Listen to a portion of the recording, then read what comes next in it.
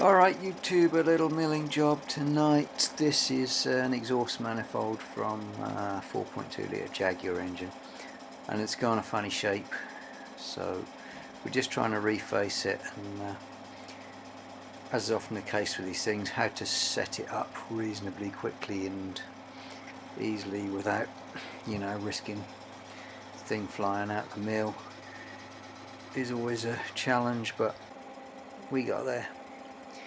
Now it had a big sort of twist in it and kind of a hollow spot. The corners were all high, but the spot where I'm approaching with the cutter now was really low, and it was blowing out there. I can't remember whether there was a stud sheared off or what, but where it is now it's just barely cleaning up. I had to take one more pass to get it to clean up, so we'll just have a look.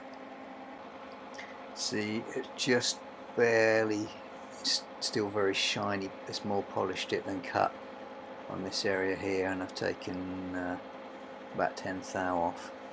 So we're going to take another 1/10 thou. I touched off and took 5, then I took 10. Took another 1/10 thou. I'm going really carefully because I imagine it's not an easy part to replace these days, and just proceed with caution. Doesn't take that much longer. I say I'm going to take one more pass, just try and clean this up another 1/10 thou. If it doesn't totally clean up with just polishes, I'm not worried, because there's a gasket on there that'll take out a few tenths. So here we go. I'll shut up and let you listen to it cutting, because it cuts quite nicely.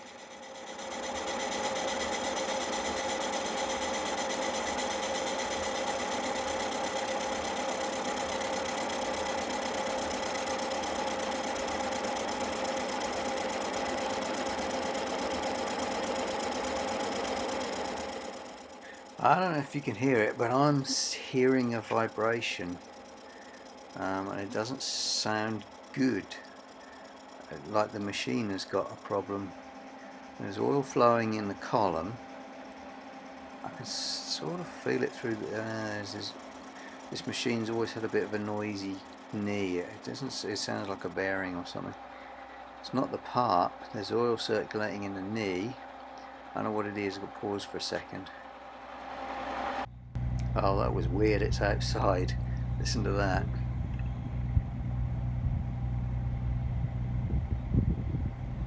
Agricultural machinery, like a vibrating roller or something running in the hangar. It's actually vibrating the whole shop. Anyway, this is the last pass, and it is just cleaning up in that area there, which is good.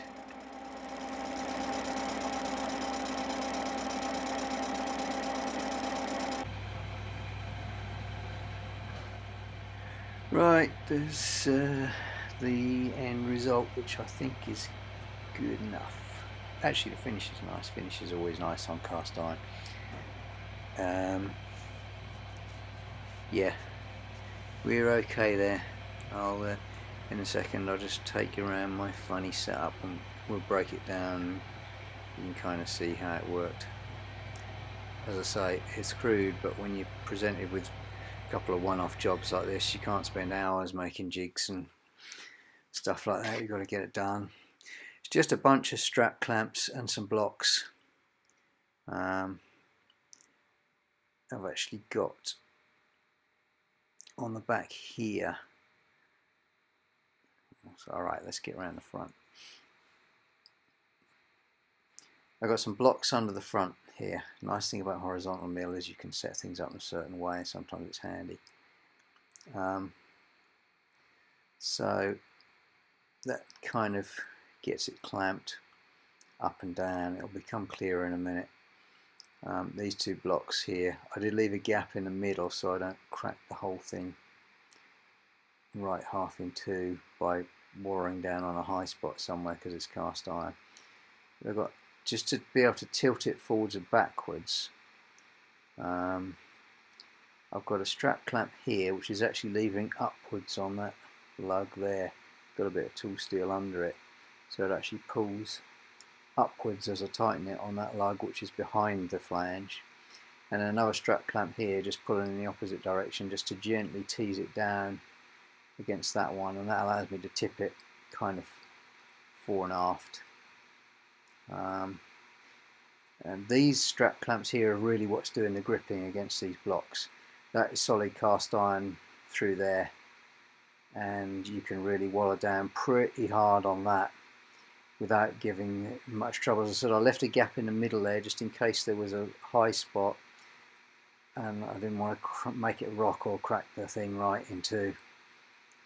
But it worked, and it was fairly, took 10 or 15 minutes to set it up and bump it in, which is okay. I had 2 of these to do. If I had dozens, I would have made something more permanent, but it worked. We'll just unbutton it, see if it becomes a bit clearer. Nah, it's just going to fall apart. The best laid plans. I nearly knocked my tea over as well. No, that's not going to help. You're not going to see how that goes. Don't need it again, so I've just tidy it away. Let's have a little look at the job. It is plenty good enough. Yeah, you always get a good finish on cast. It looks like there's steps in it. It's the way the light, it's actually the way the light looks at the different machining lines. It's really quite weird the way the camera sees it. Anyway, that's the engine that it goes on, which is being restored. That can get onto there like that.